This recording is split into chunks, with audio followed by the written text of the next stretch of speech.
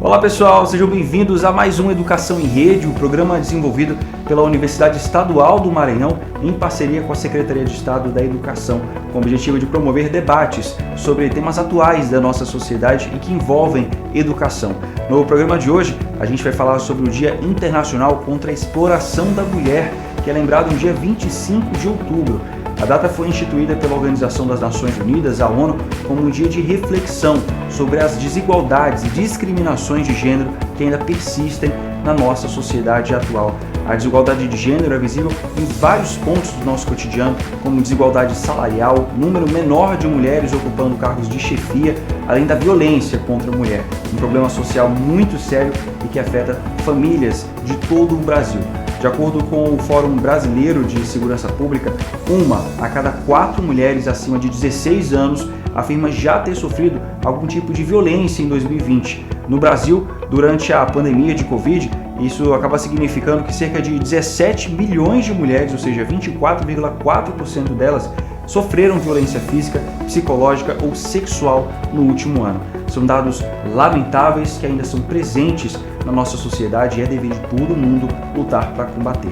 Por isso, a gente vai conversar agora sobre o Dia Internacional contra a Exploração da Mulher com a professora Neuzeli Pinto. Ela é doutora em Teoria e Pesquisa do Comportamento, professora da Universidade Estadual do Maranhão e coordenadora do Núcleo de Estudos e Pesquisa de Gênero, Sexualidade e Família e também do Fórum Maranhense de Mulheres. E para falar mais sobre esse assunto, a gente vai conversar agora no Educação em Rede com a professora Neuzeli Pinto. Seja muito bem-vinda, professora. Você tem muitos títulos, eu vou ter que ler aqui que eu não vou conseguir falar tudo de cabeça não. Assim, ó, doutora em Teoria e Pesquisa do Comportamento, professora da Universidade Estadual do Maranhão e coordenadora do Núcleo de Estudos e Pesquisa de Gênero, Sexualidade e Família e também faz parte do Fórum Maranhense de Mulheres. É isso, né? Isso. Seja bem-vinda à Educação em Rede. Obrigada, eu que agradeço. Professor, agora para a gente introduzir esse assunto, né, para quem está assistindo a gente está falando do Dia Internacional contra a Exploração da Mulher, né, que está sendo lembrado agora nesse dia 25 de outubro e fala de diferentes tipos de violência de gênero que existem na nossa sociedade. Eu queria que você falasse um pouquinho sobre essas violências, essas formas de exploração da mulher. Quando a gente pensa em violência, inicialmente a gente pensa na violência física, né? A gente não pensa nas outras violências. Só que para chegar na violência física, várias outras violências já foram sofridas por essa mulher.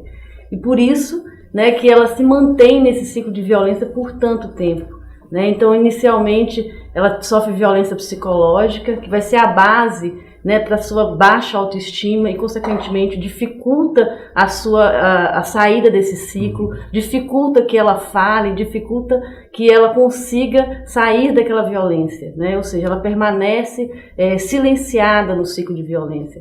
Então, todo gesto, todo e qualquer gesto, né, que de certa forma vai aniquilar aquela mulher, vai subjugar aquela mulher, né? O simples fato dela ser chamada de feia ou dela ser desmerecida na sua profissão, né? Isso é uma violência moral, violência psicológica que ela sofre, né, inicialmente, né? E depois vai se numa sequência, né, vai se propagando essa violência para a violência física. Temos também a violência patrimonial, né, que também é uma violência que dá sustentabilidade às outras violências, porque essa mulher ela tem uma dependência econômica muito grande, ela não consegue sair desse ciclo de violência.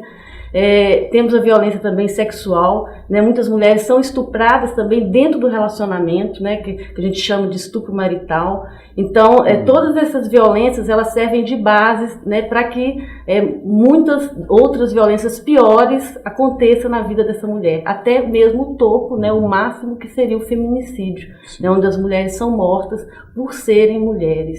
Né? Então, no entanto, nós somos às vezes violentadas a todo momento e às vezes nem percebemos, porque nós naturalizamos essa violência, né? O simples retenção do meu celular, né? Vigiar a minha rede social, pegar as minhas senhas, determinar que roupa que eu vou vestir, com que amiga que eu vou sair, com quem eu posso falar, isso são violências, né? Que massacram, que oprimem, né, as mulheres. E que, de certa forma, vão dando sustentabilidade para que ela permaneça nesse ciclo. Pois é, professora, você falou uma coisa que talvez as pessoas que estejam em casa vendo a gente possam parar para refletir, que é a coisa do naturalizar essas violências cotidianas, né, que são cotidianas. Por que a gente se acostuma com isso? A sociedade é machista, talvez seja uma explicação ou não? Sim, porque, na verdade, toda a nossa construção, né, toda a nossa socialização, ela vai sendo moldada em uma educação diferenciada, né? Ou seja, educação para menino e educação para meninas, né? As meninas são educadas para serem passivas, para serem amorosas, para se doar, né? Então, os meninos são educados para serem agressivos, né? Para serem mais controladores. Então, tudo ir mais para o público, as mulheres mais retidas no privado. Então, toda essa educação, né, que vai desde a escolha da cor, né, do rosa e do azul, do carrinho e da boneca, tudo isso, de certa forma, vai moldando o nosso comportamento e naturalizando determinadas ações que esses meninos e futuros homens vão fazer, e essas meninas e futuras mulheres vão também se comportar, né? Então todo esse arranjo, de certa forma, vai levando com que nós nos naturalizamos esses comportamentos de opressão, né? Ou seja, as mulheres, elas têm que mesmo estar em casa, elas têm mesmo que fazer as atividades domésticas, e os homens têm mesmo que realizar tarefas no mundo público, né? Então tudo que foge a esses padrões, né, vai ser discriminado, né, vai ser oprimido. E, de certa forma, isso é naturalizado, né, no decorrer de toda a nossa vida. E a gente acostuma com esses comportamentos, né? Ou seja, ele quer o meu bem, ele me ama, ele não quer que eu ande com aquela minha amiga porque ela é mal vista na sociedade. Né? Ele quer o meu bem, eu tenho mesmo que me preservar. Ou seja, a mulher tem que se preservar, ela tem que estar dentro desse padrão que foi ditado naturalmente não, construído no decorrer, né, das nossas fases maturacionais, da nossa vida, do nosso cotidiano. Pois é, e daí vem a importância desse dia, né, no dia de combate, na verdade, Dia Internacional contra a Exploração da Mulher, que é justamente para tentar desconstruir esses padrões que foram criados de maneira inadequada, machistas, não é isso? Isso. Todas as datas, né, pontuais, são datas que lembram, né, os movimentos, eles se articulam, né, em reivindicar políticas públicas, e são datas que vão marcar, né, marcar esses momentos de luta, né, de conquistas. E de certa forma também de procurar, né, a gente alcançar mais direitos. Sim. Então são datas importantes, né, não só a data de 25 de outubro, mas os 16 dias de ativismo, que é em novembro, dia 8 de março, que é o Dia Internacional da Mulher, né, são datas importantes que a gente pontua para lembrar, né, essa luta. Sim. Que é cotidiana e que é de todo dia. Sim, né? Que é super importante. Perfeito. Infelizmente, professora, fazendo uma pesquisa rápida na internet, a gente consegue ver várias matérias recentes a respeito de violência doméstica, violência sexual contra jovens meninas, né, pessoas do âmbito familiar, enfim. São notícias frequentes, toda semana a gente vê no noticiário. E muitos desses casos acabam sendo denunciados nos locais onde existem, né, na Casa da Mulher Brasileira. Aqui em São Luís tem alguns outros espaços, né, no estado também possuem a Casa da Mulher Brasileira, e a gente recebeu um vídeo da Susan Lucena, né, que é diretora da Casa da Mulher Brasileira, falando um pouquinho para a gente sobre essas imposições de violência contra as mulheres, né, e que muitas vezes elas acabam sendo submetidas. A gente pede licença aqui na nossa entrevista para a gente assistir esse vídeo agora. Vamos ver. É triste ter que reconhecer que o simples fato de sermos mulheres nos impõe limitações. Nos impõe uma situação de exploração, de violências, de assédio, violências de todas as formas, seja ela doméstica familiar, seja o estupro, seja a violência política. Então são inúmeras as situações, desde a questão salarial, que é uma luta muito antiga, a questão da igualdade salarial, até a participação das mulheres no espaço de poder e decisão em todos os âmbitos. no judiciário, no legislativo, no executivo, no setor público, no setor privado. A nossa participação ainda é muito condicionada ao fato de sermos mulheres e a gente, embora a gente já tenha um maior grau de instrução, até de doutorados, pós-doutorados, a mulher tem estudado mais, a tripla jornada de trabalho ainda é uma realidade e a gente a todo momento tem a nossa capacidade questionada. Então são inúmeras situações que a gente precisa estar muito atento e a gente precisa estar enfrentando para que a gente possa construir uma sociedade de iguais de fato. Então essa exploração tem nos acompanhado. Dia 25 de outubro, Dia Internacional de Combate à Exploração à Mulher, e a gente precisa unir forças para transformar nossa sociedade um lugar melhor para se viver, em que homens e mulheres possam viver com paz e harmonia em relacionamentos saudáveis, seja em casa, seja na rua, seja em todos os âmbitos da sociedade. Tá aí, você viu aí, a gente continua então aqui com o nosso debate, professora. E, professora, 2 pontos importantes. Falta de representatividade em órgãos públicos, né, é um ponto a ser destacado, e também o fato de mulheres parlamentares frequentemente terem as suas vozes silenciadas, digamos assim, descredibilizadas dentro das discussões políticas e que refletem na sociedade de maneira direta. Então eu queria que você comentasse para a gente tem até um exemplo do Tribunal Superior Eleitoral que recentemente veiculou uma propaganda fazendo campanha, na verdade, estimulando a representatividade feminina na política, e também casos recentes de mulheres parlamentares que tiraram o microfone da parlamentar durante um momento no plenário, enfim, existem esses casos acontecendo por aí. Queria que você falasse um pouquinho sobre a importância de ter mulheres na política, mulheres representando mulheres dentro do cenário político nacional. A representatividade das mulheres nos espaços de poder, na política, né, seja no executivo, no legislativo, né, ou mesmo no judiciário, ela é muito importante. Né? Importante por quê? Porque nesses espaços que vão ter as decisões, né, que vão se formular as decisões. E políticas públicas para as mulheres, quem formula são as mulheres. Né? Eu vou citar aqui a Meire Ferreira, que é uma estudiosa, né, da UFMA, e ela trabalha, né, nessa área, né, com mulheres na política, e a gente vê nas pesquisas como isso é tão frequente, né, a análise de quem propõe os projetos. Quem propõe os projetos de políticas públicas para as mulheres? São as mulheres, né, são as deputadas, né, são as vereadoras. Então, as mulheres estarem nesses espaços é muito importante, né, porque elas vão alavancar, né, esses espaços, os direitos das mulheres, né, do público em geral, da sociedade em geral. Então, garantir esses direitos. Então, as mulheres estarem nesse espaço é muito importante. As mulheres a todo momento são silenciadas, né, nos espaços de poder. Por quê? Porque dentro dos padrões da sociedade patriarcal, esses espaços não são das mulheres, são dos homens. Né? É como se as mulheres estivessem ali tomando os espaços de quem é de direito, desses homens. Né? Então as mulheres não são bem-quistas, não são bem-vindas nesses espaços. Então a gente acha que é algo pontual, né? As mulheres serem silenciadas, né? Tomar o microfone da mulher ou a xingalhar ou xingar mesmo, agredi-la moralmente, né? na tribuna, mas isso é algo corriqueiro, né? Nas tribunas, né? No legislativo, no executivo. As mulheres sofrem represálias a todo momento.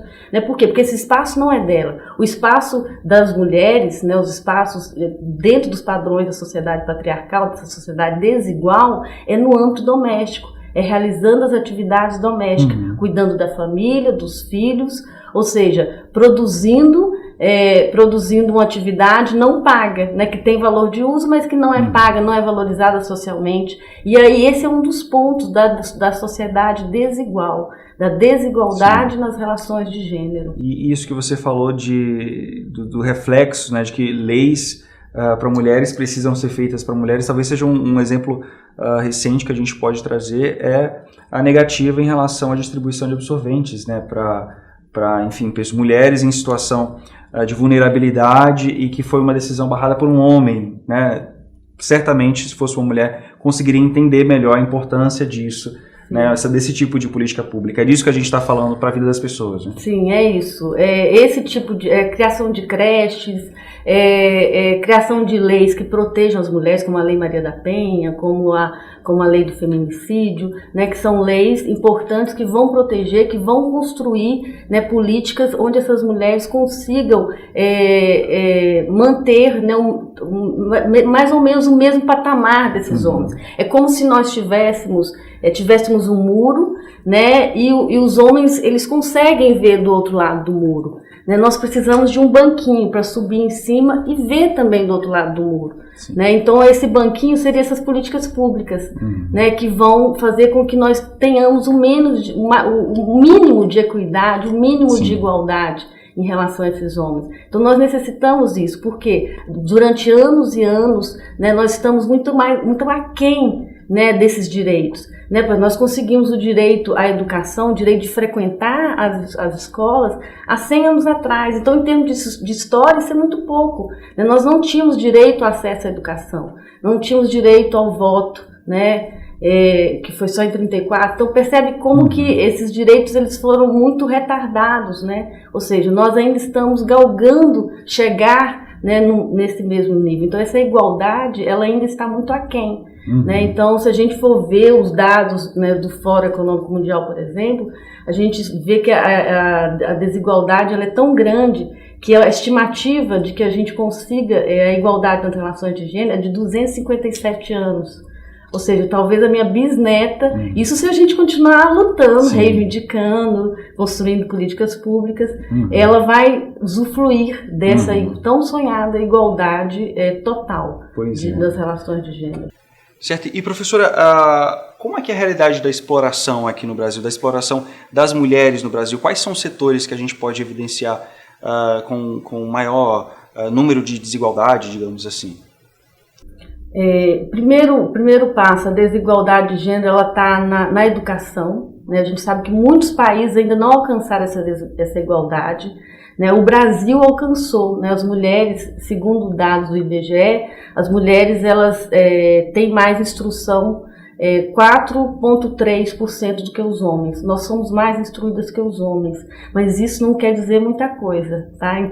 Por quê? Porque as mulheres elas têm mais instrução, mas não têm condições de exercer, por exemplo, essa profissão de uma forma igualitária. Né? Elas vão ganhar menos do que esses homens, exercendo a mesma atividade, elas ganham até 25% a menos que os homens. Em algumas profissões, essas profissões ditas masculinas, as mulheres ganham até 42% a menos que esses homens.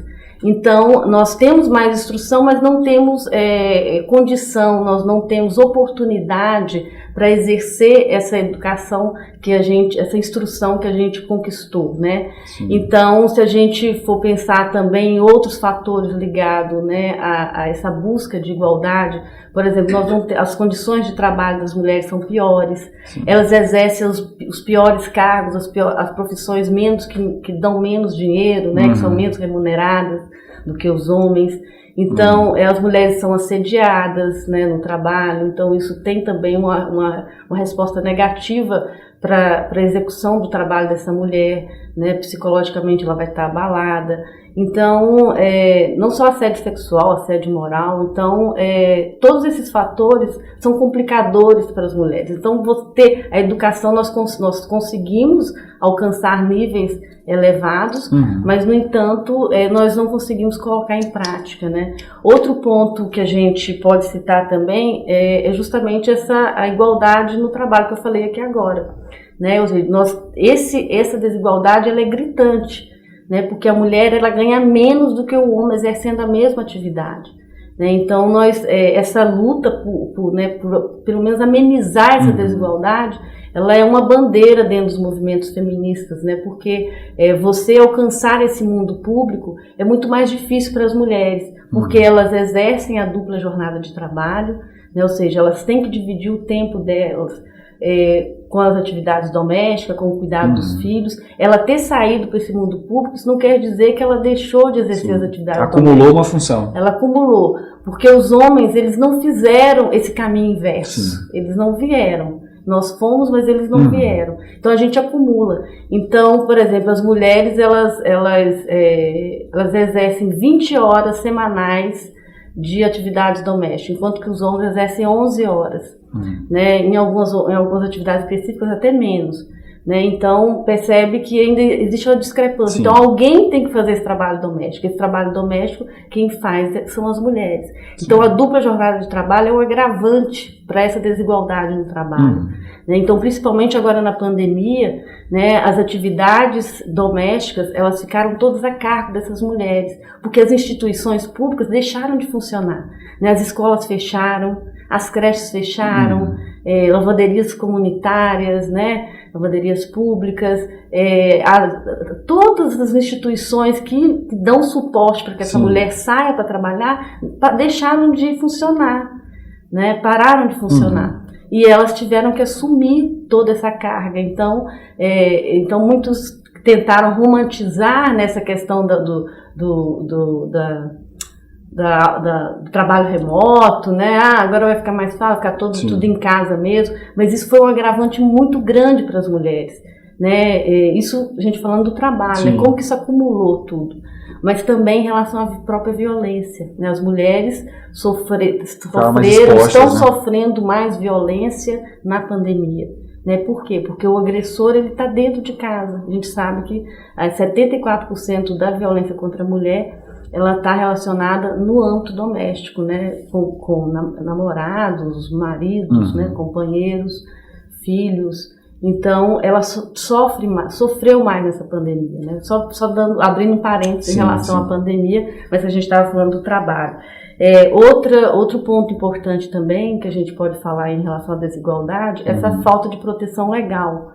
Né, nós sabemos que nós avançamos muito, né, nós temos a Lei Maria da Penha é considerada uma das melhores leis mundiais.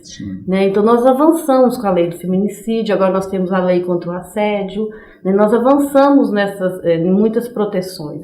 Mas não adianta nada nós termos ótimas leis se a gente não consegue colocar essas leis em prática. Né, se a gente não consegue executar essas leis. Que é o caso de quando, por exemplo, uma mulher tem uma medida protetiva e ainda assim acaba sofrendo violência, acaba sendo morta. Né? Aqui no Maranhão nós tivemos 2 casos, me parece, no ano passado, de mulheres que tinham a medida protetiva e morreram. Mas a gente sabe que isso é comum, né? As mulheres com medida protetiva morrerem, né? Ou continuarem sofrendo violência, né? Então, existe ainda um distanciamento dessas leis. Esses processos também são morosos demais, né? Ou seja, não há punição para esses agressores. Então, a gente já fez, juntamente com o Fórum de Direitos Humanos, Fórum Maranhense de Direitos Humanos, que é com o professor Wagner, a gente fez um levantamento, que a gente até publicou agora recentemente num livro, da atuação do judiciário. Né? Então, a gente vê que os processos, muitos arquivados, muitos em andamento e pouco concluídos. Né? Questão assim, de menos de 8% concluídos. Então, isso é muito pouco. A questão da punição também é um agravante. Né? Então, as mulheres se sentem desprotegidas. Por que eu vou, né, denunciar? Não vai acontecer nada. Né? Então, também tem todos esses pontos. Né? Ou seja, existe a lei, mas às vezes a execução dessa lei é muito dificultosa. Né? Hoje a gente tem a conquista da Casa da Mulher Brasileira, que é onde ela agrega, né, toda a rede de proteção à mulher, né, onde na Casa da Mulher Brasileira, né, a gente acabou de ver o vídeo da diretora, da Lucena, e é justamente lá, essa rede, ela tem o objetivo de proteger as mulheres, né? A rede onde vai estar a delegacia, está a vara, né, de violência contra a mulher, está a promotoria, defensoria, os núcleos de promotoria, defensoria da mulher. Então lá também funciona a Secretaria do Trabalho, né, onde também dá apoio em relação à questão econômica da mulher. Tem também o CRAM, né, que é um referencial municipal, que também atende as mulheres, né, em termos de, psicológico, assistente social, judicial. Então, tem várias componentes, né, institucionais que atendem essas mulheres.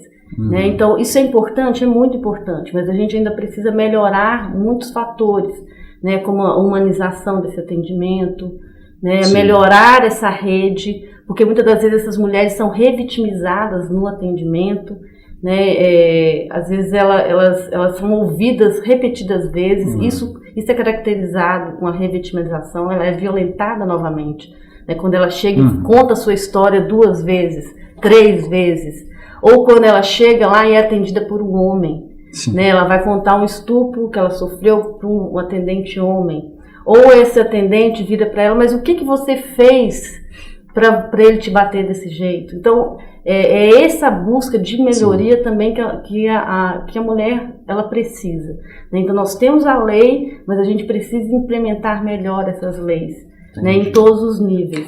Então, essa desigualdade, ela perpassa por esses fatores também. Outro ponto que eu queria colocar, que é importante, a gente já falou da questão da representatividade nos espaços de poder, é uma desigualdade também gritante que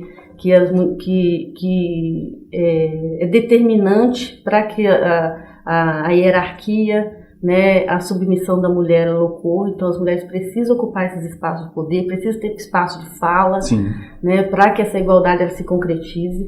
E o outro ponto importante que eu queria colocar é a questão do racismo, né? A gente sabe que quando a gente pensa, né, quando a gente analisa a desigualdade das relações de gênero, a gente tem que pensar em vários eixos, né? Por ela ser mulher, né? Mas está relacionado também por ela ser negra, por ela ser pobre, por ela ser lésbica, trans, ou seja, em relação à sua orientação sexual, à sua sexualidade. Então, todos esses eixos, eles são determinantes para que essa desigualdade ela ainda se aprofunde ainda mais. Então, a gente sabe que as mulheres negras, elas morrem mais, né? 64% das mulheres vítimas de feminicídio são mulheres negras, né? Elas têm menos acesso à educação, estão relacionadas a trabalhos precários, né? Mal remunerados. Então, tudo isso é um agravante, né, para a exclusão dessas mulheres nos espaços públicos, nos espaços de poder, né? Então, você contabiliza.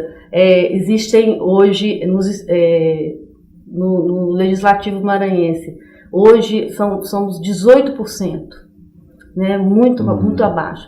Se você for contar mulheres negras, essa porcentagem desce muito cai ainda mais, né? Então, o Brasil está muito aquém, né? E essa porcentagem, ela não é diferente nos outros estados, né? E não é diferente também no Legislativo Federal, né? No Executivo. As mulheres ainda são muito poucas nos espaços de poder, né? Se a gente for pensar em alguns países, né, na América Latina, já avançaram, como o México já é 42%, né? Alguns países na Europa, né, já avançaram também, 60%, 50%, o Chile, a Argentina já passa dos 40%. Então a gente vê que o Brasil está muito aquém ainda de precisa refletir mais, né, sobre isso tudo. E se a gente pensar nas mulheres negras, muito mais ainda. Né? Porque é uma rede muito complexa, né? Porque são vários fatores que acabam influenciando nessa escalada de violência ou de falta de representatividade, enfim, né? Você tem a mulher branca, mas aí você também tem como você vai vendo que as mulheres que fazem parte de outros tipos de minorias, ou enfim, acabam também sofrendo de maneira acumulada, né? Junto. E a questão a gente tem que pensar nessa interseccionalidade, né? Por quê? Porque a violência ela está em todos os espaços. Uma mulher branca de classe média, ela sofre violência. Né? Mas ela sofre violência, mas a mulher negra, pobre, sofre a violência diferenciada. A mulher indígena também sofre violência, né? As mulheres rurais. Então a gente tem que pensar nessa interseccionalidade em relação ao contexto em que ela vive, né? Em relação à sua classe social, em relação à sua raça e etnia, né? Então a gente tem que perceber essas multiplicidades, né? Para que a gente consiga fortalecer e aumentar a luta, né? Para a igualdade dessas relações. Aproveitando o gancho, você falou sobre as mulheres em comunidades rurais, ribeirinhas. Você tem uma pesquisa, né? Na sua pesquisa de doutorado, a senhora investigou as redes de relações sociais, né? O papel e o trabalho mantido por essas mulheres em comunidades rurais e ribeirinhas. Como é que é essa situação de de exploração das mulheres nessas comunidades? Então, as mulheres rurais, eu fiz meu trabalho de doutorado com as mulheres ribeirinhas, né, e também desenvolvo trabalho com as mulheres rurais, mulheres quilombolas, né, nessas comunidades. São mulheres que estão engajadas, né, de certa forma na luta, porque elas têm uma representação dentro da comunidade, né, porque elas têm um papel representativo, né, do trabalho, as mulheres ribeirinhas na coleta do açaí, as mulheres quilombolas lá de Itamatati, lá Alcântara, que a gente também trabalha, lá com a cerâmica, né, elas têm uma representação dentro da comunidade, mas, no entanto, elas próprias já se naturalizaram, tanto como sendo excluídas, que elas próprias não conseguem visualizar esse papel importante que elas representam dentro da comunidade, né, e também sofrem violência, são mulheres que estão relacionadas, né, a esse contexto doméstico, dividem, né, esses contextos de trabalho, né, estão relacionadas à dupla jornada de trabalho, né, elas são mulheres que também estão inseridas, engajadas, né, nas associações comunitárias, mas, no entanto, a gente percebe que elas ainda fazem parte desse bojo, né, que é a desigualdade nas relações de gênero, né? Ou seja, de uma forma particular, diferente da mulher urbana, né? Mas também estão relacionadas a essa desigualdade, né? Dentro daquele contexto mais desiguais, né? Elas naturalizam também essas relações, essas atividades, né? Elas saem cedo para ir para a roça com os maridos, voltam para fazer atividades, elas levantam mais cedo para deixar o alimento pronto, né? Dormem mais tarde para dar conta das atividades domésticas, né? Então são mulheres que, dentro daquele contexto, daquelas atividades que elas exercem, são diferenciadas, né? Porque está de acordo com o núcleo que elas vivenciam, mas elas também sofrem as mesmas violências, elas sofrem as mesmas desigualdades no trabalho, né, nas relações familiares, no contexto doméstico. Entendi. Perfeito. Professor, agora só para a gente encerrar aqui o nosso papo, infelizmente o tempo é curto, tem muita gente que é mais nova, né, que está assistindo a gente nesse momento, e num papo que a gente está falando muito sobre reflexão, né, a importância de refletir sobre esse assunto, para entender ele e saber como se comportar diferente das gerações que antecederam a gente. Então, queria que você falasse um pouquinho sobre a importância desse público que é mais novo, parar para refletir sobre os próprios comportamentos, os comportamentos da família, do tio, do amigo, e como que ele pode avaliar o próprio comportamento para mudar isso e tentar deixar a sociedade, ajudar, né, colaborar nessa busca para uma sociedade mais igual, né, para as mulheres, enfim, como que a gente pode deixar mais claro ainda a importância do jovem ali, pessoal que está chegando na casa dos 20, ou ali também entrando nos 20, para refletir sobre esse assunto. Então, parece que essa luta, né, pela igualdade é algo constante, né, cotidiano. Né? Até mesmo nós mulheres, às vezes, nos pegamos expressando algum conceito, algum comportamento que vai de encontro a essa desigualdade, né? Então a gente sabe que essa luta, ela é persistente. E essa luta tem que ser de todos, dos jovens, dos homens, né? Porque a gente trabalha a relação de gênero, trabalha esse outro também. Sim. Não adianta eu defender a mulher se eu não consigo transformar o outro que se relaciona com ela. Né? Então isso está previsto na Lei Maria da Penha, né? A ressocialização e integração desse homem agressor. Né? Então, isso é muito importante. Né? Por quê? Porque ele vai manter outras relações futuramente, né? Ele vai agredir outras mulheres futuramente. Então, essa conscientização, né, da sociedade em geral, de jovens, homens, da família em geral, ela é muito importante. Né? Nós mudarmos comportamento, mudarmos diretrizes de nosso comportamento. Né? E a começar os vários desafios que a gente tem. Né? Por exemplo, o primeiro passo, dividir as tarefas domésticas, né? Esse é um passo culminante. Por quê? Porque você vai contribuir, né, com a própria valorização da mulher e valorização daquele trabalho que é colocado ali. Porque quando a gente desvaloriza o trabalho doméstico, a gente, consequentemente, desvaloriza essa mulher. Se você desvaloriza essa mulher, você coloca essa mulher como objeto, como menor, né? Isso é um passo para a agressão, isso é um passo para a violência. Então percebe que uma coisa está muito interligada com a outra.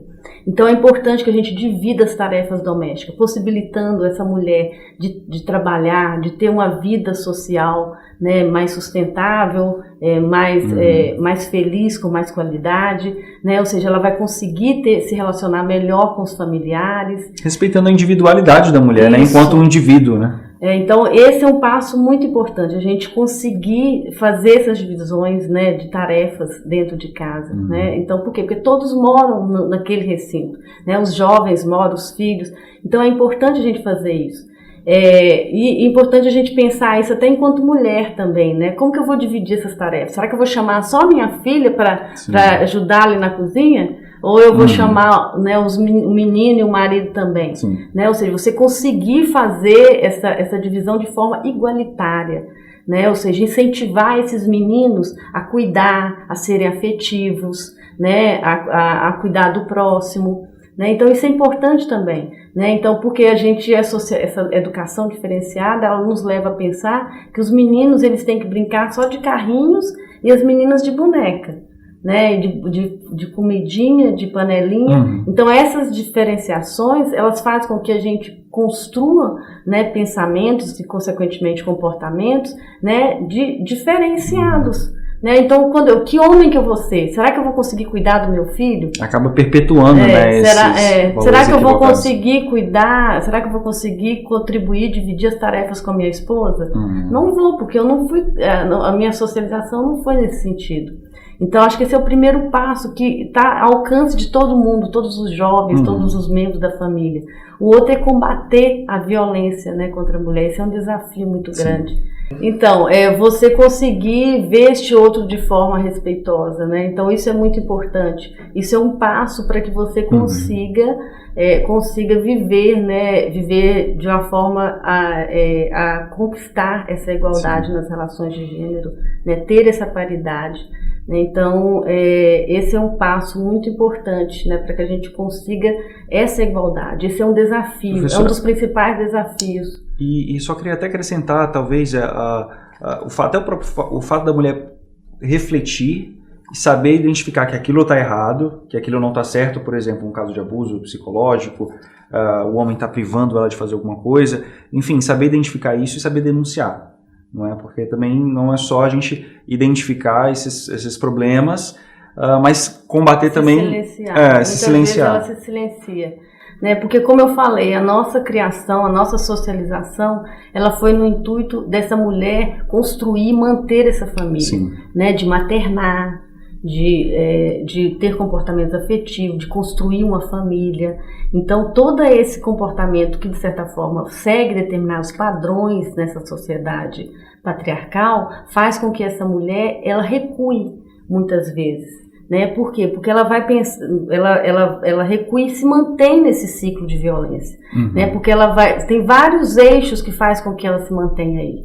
Né? Tem a questão religiosa, que muitas das vezes é um ponto importante, né? Porque a religião, ela de certa forma tem preceitos e conceitos e valores que estimulam ela a permanecer naquele casamento. Essa é a cruz que eu tenho que carregar.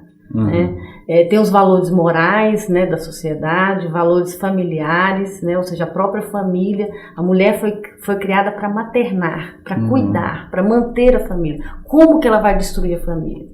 Como que ela vai lá, né, destruir, entre aspas? Como que ela vai lá e denunciar este homem, né, o pai dos meus filhos? Então, isso também é um outro dificultor dessa mulher. Né? Tem a questão econômica, que é um outro eixo. Né? Muitas das vezes, essa mulher, às vezes, ela não tem condição econômica, né, de se manter sozinha, de se separar. Então, ela permanece ali pela questão econômica.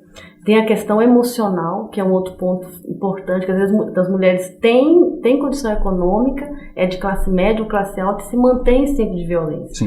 Né? Por quê? Porque a questão emocional também ela pesa muito, né? A dependência emocional desse outro. Né? Então ela ainda permanece nesse ciclo. Então esse silenciar dela, ela está relacionada a vários fatores. Então nós temos que ponderar muito, né, nossos julgamentos em relação a essas mulheres, né? Então como que os jovens, né, os próprios filhos podem pensar, né? Pensar e tentar entender e se colocar nesse lugar desse outro. O que essa mulher está passando? Por que ela se mantém nesse ciclo por tanto tempo? Né? Tem mulheres, feito uma pesquisa que a mulher leva até 10 anos para fazer a primeira denúncia. Às vezes ela passa a vida inteira, não faz a denúncia. Né, podendo até morrer. Então percebe que esse silenciar ele tem uma profundidade muito grande, né? Ele tá muito enraizado, muito intrinsecamente ligado à formação, né? E à questão emocional e subjetiva dessa mulher. Então, o primeiro ponto é a gente não julgar essa mulher, né? Muitas vezes, mulher gosta de apanhar, é mulher de malandro.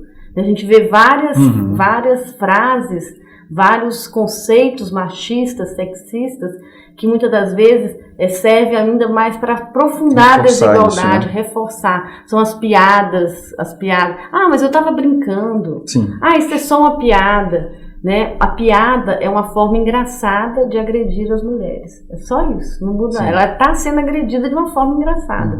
Né? Então, ter uma atitude honrosa, né? Ter uma atitude de respeito em relação a esse outro é muito importante. Isso não é mimimi, né? Porque inventaram agora, é mimimi, é conversinha. Não é. Né? As mulheres sofrem, né? Sofrem essas represálias. Né? Essas piadas, né? Essas frases machistas, isso de certa forma aprofunda mais Sim. essa desigualdade, essa opressão que as mulheres sofrem. Né? Então, a gente tem que pensar muito, né, por que esse silenciamento.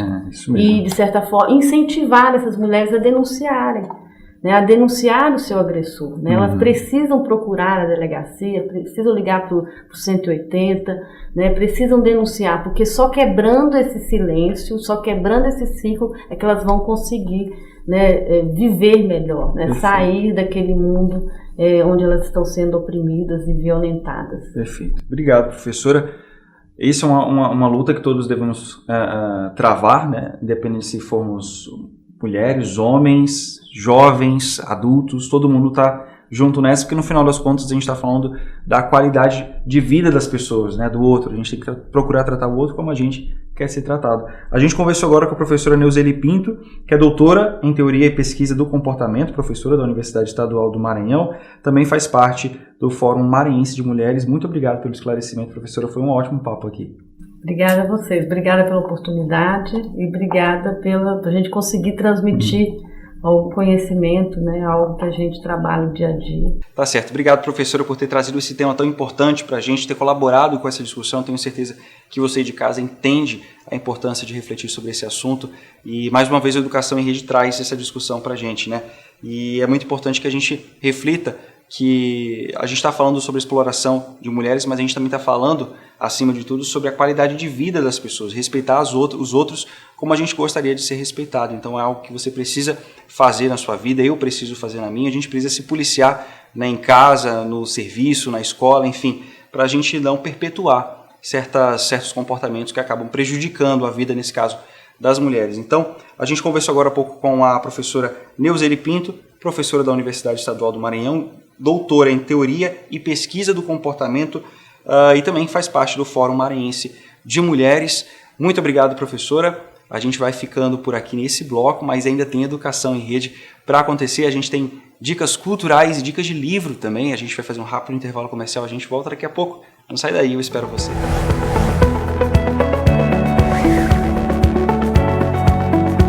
Olá, está no ar o Minuto EMA.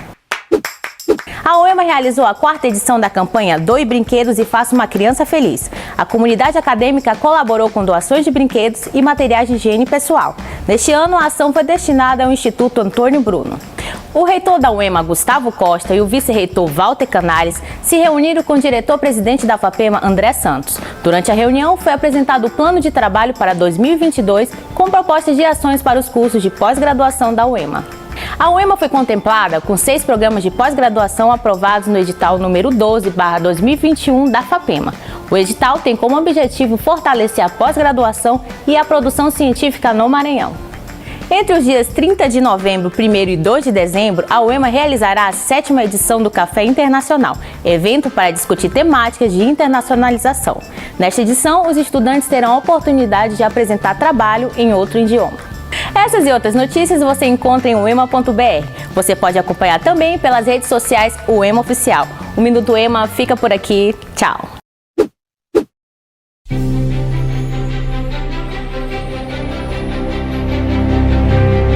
Apesar de todas as dificuldades e limitações, o sonho persiste. E a vitória está sempre no final do caminho. O melhor de uma educação inovadora é o que ela consegue fazer com a vida das pessoas. Dando mais esperança e motivos para continuar. Levando o conhecimento aos lugares mais distantes. E formando cidadãos capazes de construir uma história de vitórias com muita coragem e dedicação. O EMANET. Diminuindo distâncias e construindo história.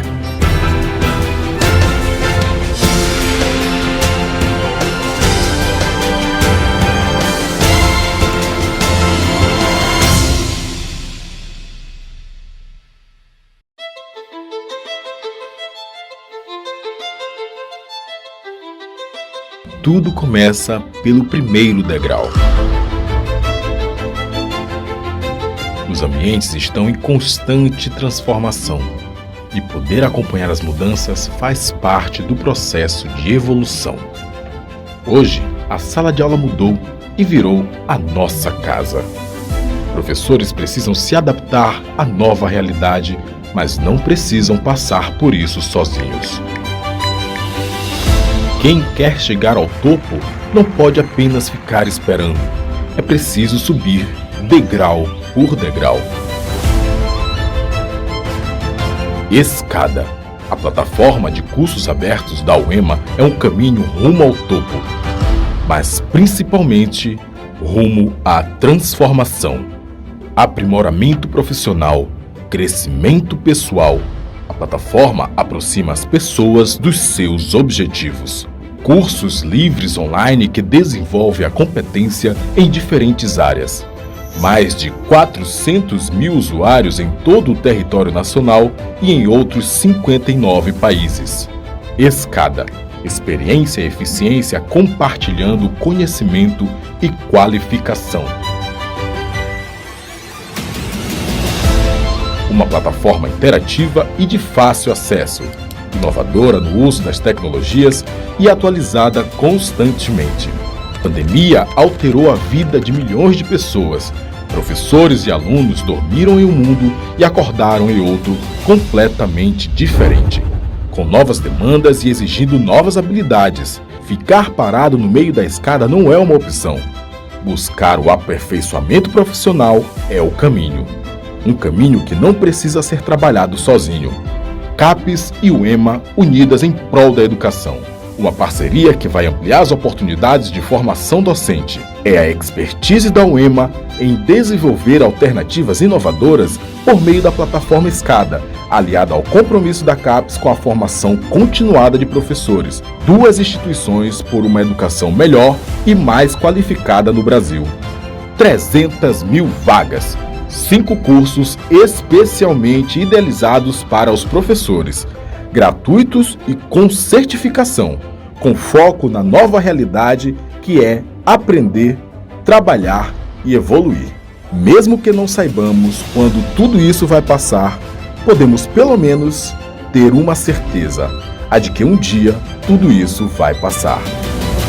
E até lá, a CAPES e a UEMA serão promotoras do conhecimento, do aprimoramento, do aperfeiçoamento profissional e, é claro, da formação de professores. Enquanto houver esperança, sempre haverá um caminho, degrau por degrau, até o topo da escada.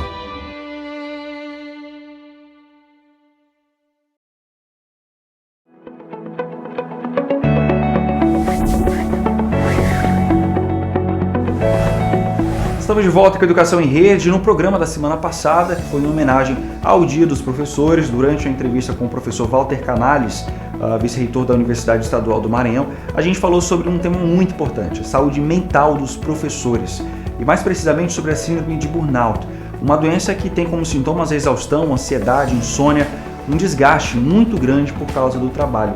Entre as 3 profissões mais afetadas pela doença estão os professores, ao lado dos profissionais da segurança e da saúde pública. E como esse é um tema que vale muito a gente falar sempre, a gente vai exibir um vídeo agora da psicóloga e colaboradora do Núcleo de Acessibilidade da UEMA, Raíssa Palhano. Vamos ver. Olá pessoal da TV Educação, é um imenso prazer gravar esse vídeo para vocês. Eu me chamo Raíssa Palhano, sou psicóloga e colaboradora do Núcleo de Acessibilidade da UEMA, UNAL. Então é com grande alegria que vamos hoje conversar sobre o tema da síndrome do burnout. Bom, a minha fala ela vai estar dividida em 4 partes. Eu vou começar falando para vocês um pouco do que é a síndrome de burnout e os principais sintomas. Depois eu vou falar um pouco para vocês algumas das profissões que são mais acometidas pela síndrome de burnout. Vamos focar um pouco nos professores e finalizando com cuidados, tratamento, o que fazer caso se identifique a síndrome de burnout. Mas o que é a síndrome de burnout? É uma síndrome chamada de esgotamento profissional, ou mesmo o que a gente chama de um sofrimento psíquico e ocupacional. Então, pelo próprio nome, é algo decorrente do trabalho. Então, é uma síndrome que ela acontece justamente por conta do estresse ocupacional, né, do trabalho. E é muito importante se avaliar a questão não só da profissão, mas carga horária, nessa jornada de trabalho, quais as responsabilidades do profissional, enfim. O que caracteriza a síndrome do burnout? Bom, são principalmente 3 fatores. A chamada exaustão emocional, que implica tanto sintomas físicos quanto emocionais, aí pode ser desde a questão de sintomas físicos, né? Alterações no sono, no apetite, sintomas gastrointestinais, problemas cardíacos, podem ser também, falei já, alterações do apetite, cefaleia, né, a parte de enxaqueca, dores musculares, fadiga, enfim. Nessa questão emocional, ou dos sintomas psíquicos, como a gente chama também, podem envolver dificuldades atencionais, né, dificuldade na concentração, envolve também,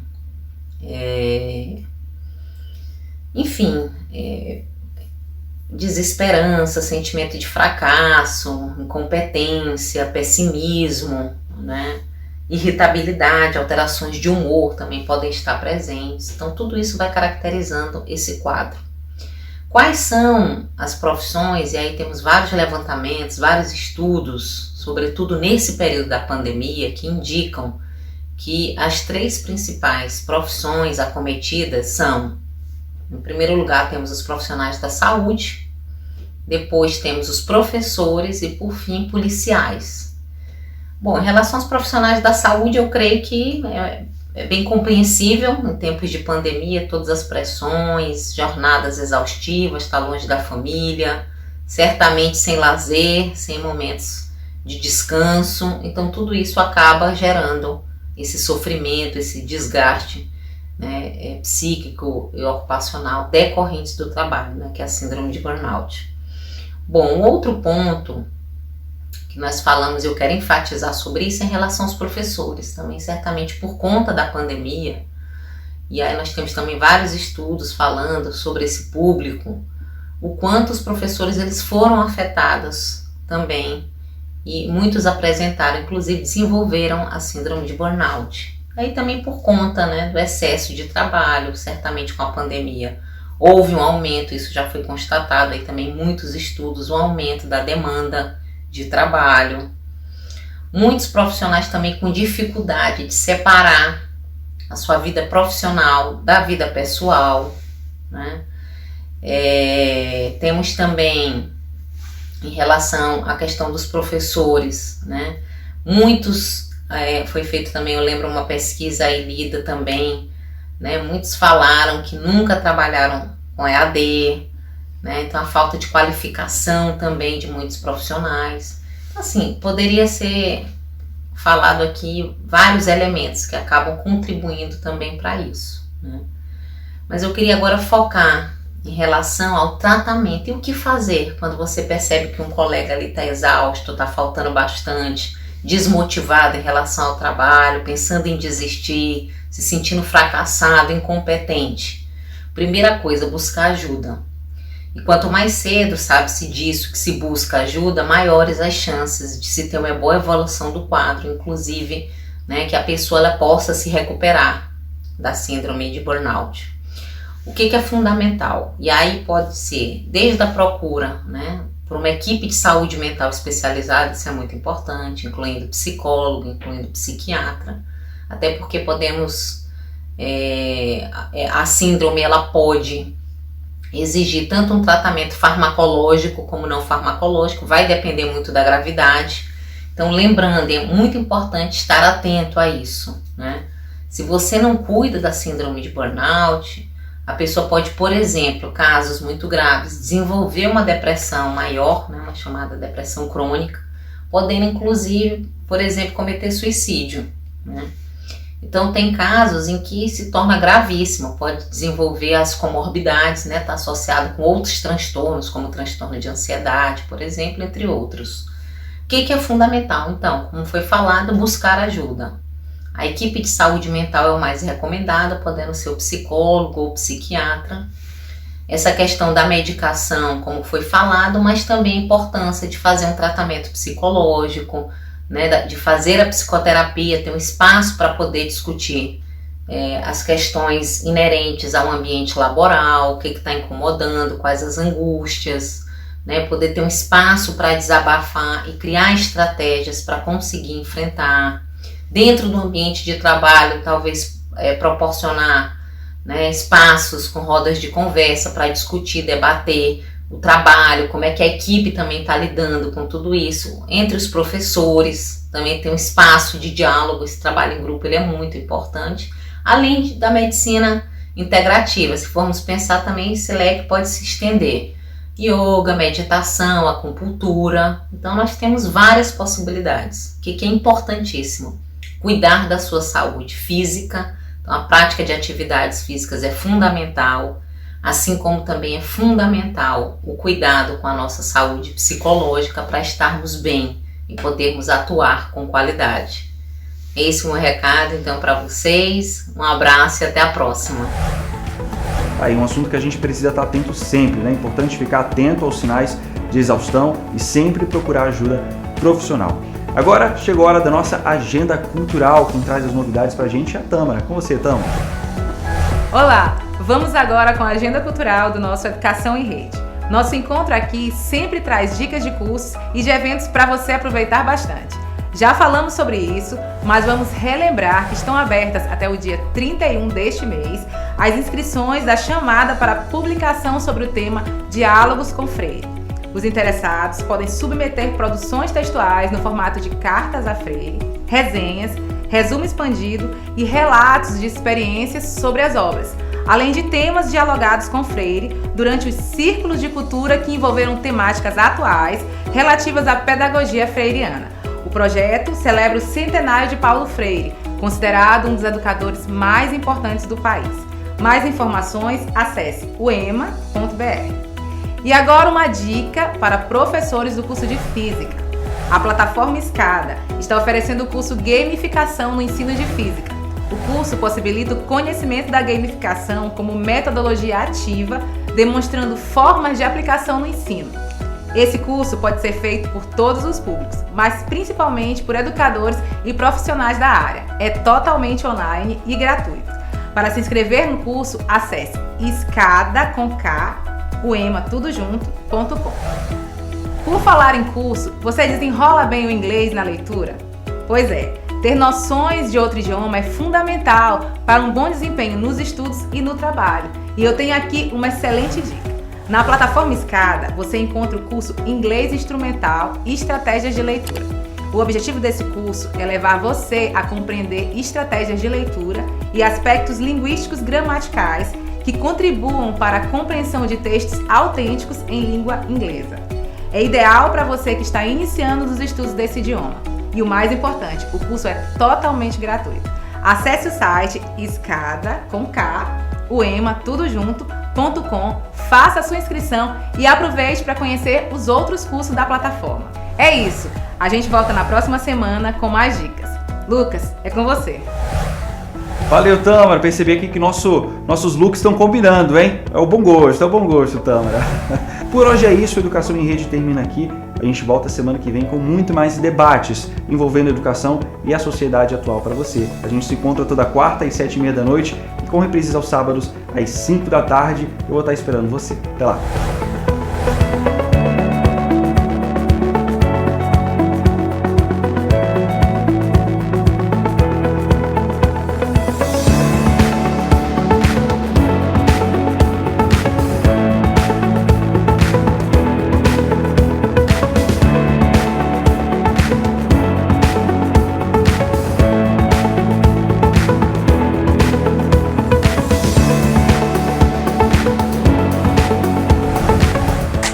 Parceira da TV Educação. Caminho para o Saber.